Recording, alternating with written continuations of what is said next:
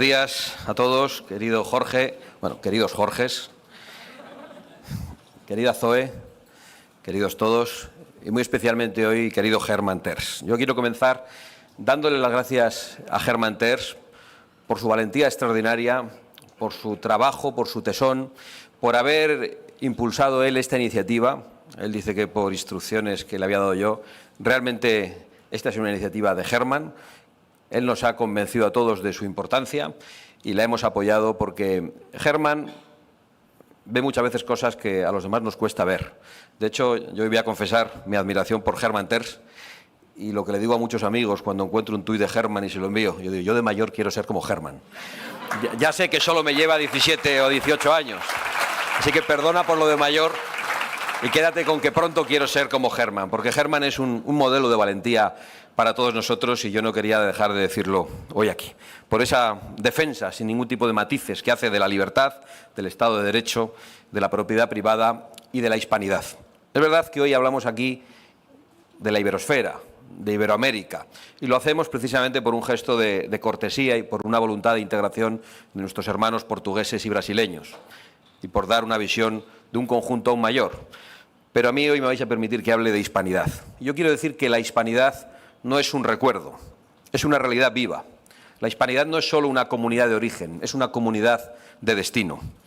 Y la hispanidad es una comunidad de destino con una lengua, con una cultura y con unos valores compartidos que cada vez son más fuertes en el mundo, que cada vez cobran más vigor, que se extienden. Y lo estamos viendo también en Norteamérica con la elección de Donald Trump, donde todos los hispanos han jugado un papel determinante. La hispanidad es una de las grandes gestas de la historia universal y por eso es tan odiada por los enemigos de España y por los enemigos de Occidente. Y por eso el socialismo, que no se conforma con gobernar, necesita destruirla. Necesita destruir lo que somos, necesita arrebatarnos nuestra libertad, necesita dividir a los pueblos, necesita corromper las instituciones y necesita borrar nuestra memoria, nuestra historia y nuestra identidad para sustituirlo por ideologías absolutamente mortíferas, como son el socialismo, el indigenismo y el climatismo, por ejemplo. Lo vemos, esta denuncia que ejercemos hoy aquí, con toda claridad en Iberoamérica, con Maduro y su narcorrégimen, con el matrimonio Ortega-Murillo y su dictadura de Manuel, con el castrismo reciclado de Díaz-Canel, con Arce, el carcelero de la expresidenta Yanine Áñez, y con Gustavo Petro, terrorista del M-19 y bajo cuyo mandato se ha intentado asesinar al líder de la oposición y responsable de muchos otros crímenes. Lo vemos también en Brasil, con una democracia secuestrada por un juez y por un tirano como Lula, por un juez como Moraes y por un tirano como Lula que persigue a la oposición hasta niveles sorprendentes. Y mientras tanto también lo vemos en México con la señora Sheinbaum, que ha hecho jueces a los abogados de los cárteles de la droga y legisla para amordazar a los medios de comunicación. Y que se levanta cada mañana para exigirnos a España y a los españoles un perdón que no corresponde, como hacía su antecesor, López Obrador, y cuya señora, por cierto, acaba de pedir la nacionalidad española. Desgraciadamente la resolverán pronto, porque si estuviéramos en el gobierno haríamos todo lo posible para que no la reciba, igual que haremos todo lo posible para que las llaves de oro que se conceden a dictadores en el Ayuntamiento de Madrid sean retiradas y para que no se ponga alfombra roja en el Congreso y en las instituciones españolas a ningún criminal, a ningún terrorista y a ningún dictador.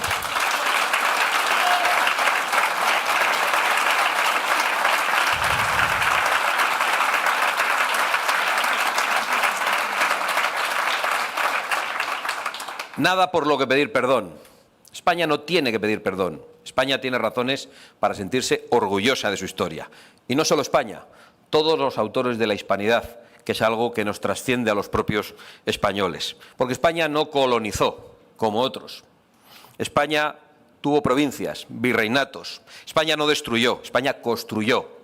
No solo grandes obras e infraestructuras, sino sobre todo una hermandad de naciones unidas por la lengua, por la fe y por un mismo ideal de grandeza. Y por eso hemos podido ver en nuestras primeras constituciones esas referencias emocionantes a los españoles de ambos hemisferios.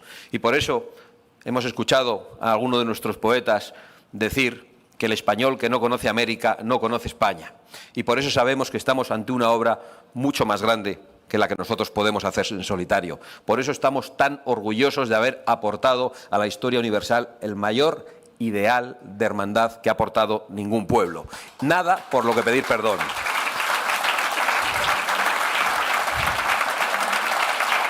Y a quien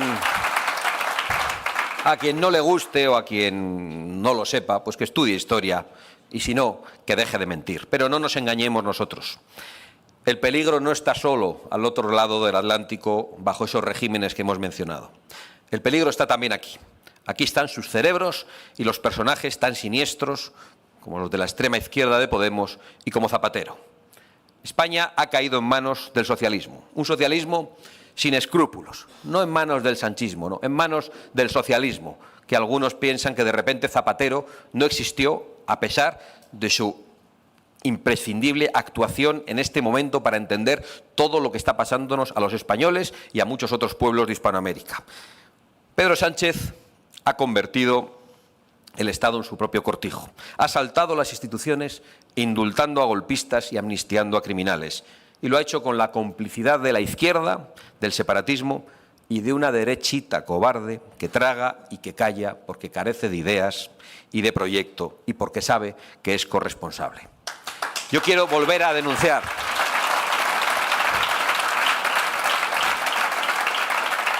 Quiero volver a denunciar hoy aquí con toda claridad que si hemos llegado a este punto, cuando llevábamos 7 años advirtiendo que un tirano corrupto estaba secuestrando el Estado de Derecho, ha sido, sin ninguna duda, por la acción de unos, pero también por la omisión de otros.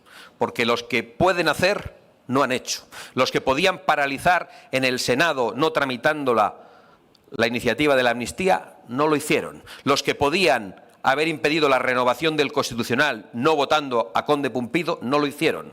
Los que podían, con los jueces que habían nombrado, haber impedido el pleno de ayer para que no existiera quórum y la sentencia de la amnistía fuera materialmente imposible, no lo hicieron ni recibieron ningún tipo de instrucción para hacerlo. Los que podían romper el pacto entre populares y socialistas en Bruselas no lo han hecho. Los que podían presentar una moción de censura no lo han hecho y cuando otros la hemos presentado han votado en contra de las mismas.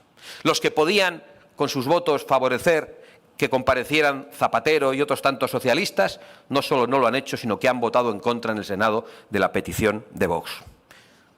Y esto hay que denunciarlo. Nosotros no podemos, con nuestro silencio, con la necesidad de dar esperanza a los españoles, callar estas estafas absolutamente incomprensibles e inaceptables. Por supuesto que queremos dar una alternativa a los españoles y que estamos dispuestos al pacto con otros.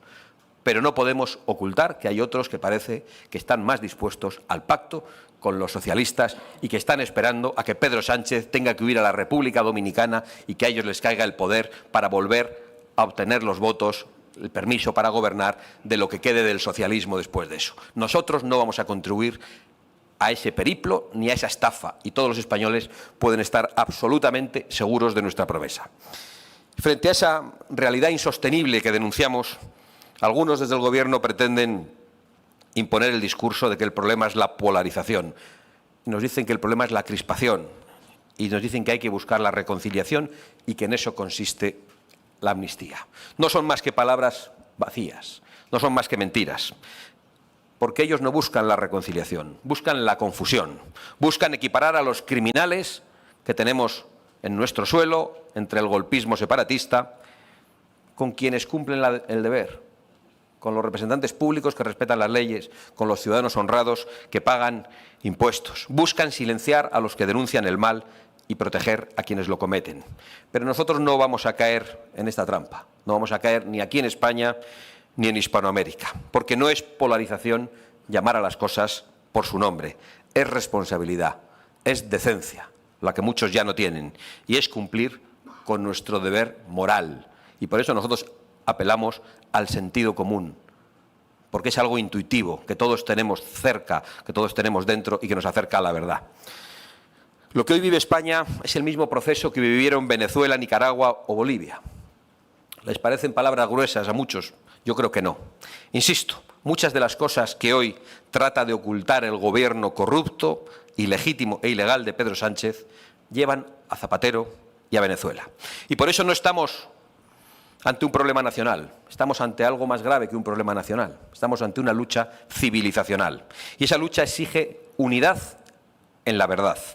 Esa lucha exige unidad entre los patriotas, exige unidad entre naciones hermanas y unidad entre todos los que no estamos dispuestos a rendirnos.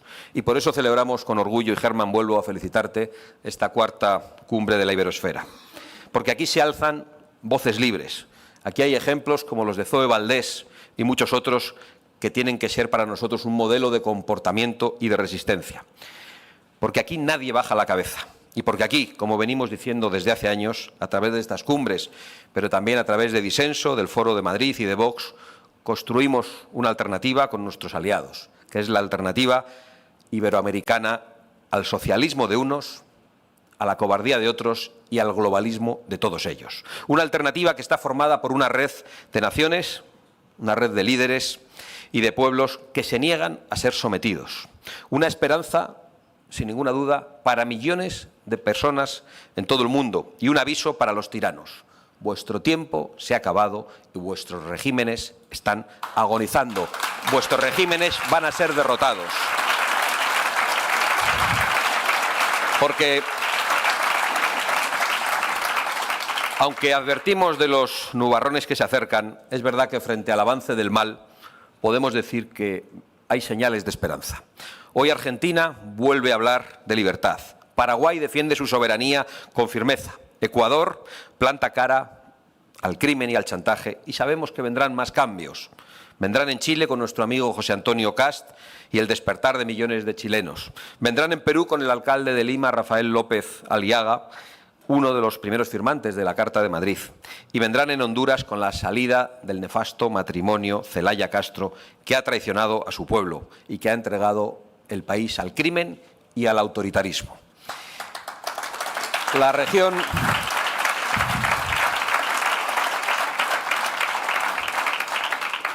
Toda la región de Iberoamérica está cambiando y España también cambiará.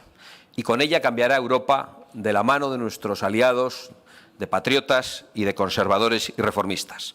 Porque los pueblos están despertando. Porque cada vez hay más compatriotas que alzan la voz en España frente al abandono, la inseguridad y la mentira. Creo que se abre un nuevo tiempo para nuestras naciones y que es un tiempo de esperanza, de dignidad y de reconstrucción. No estamos solos y además estamos juntos y además vamos a ganar. ¡Viva la hispanidad!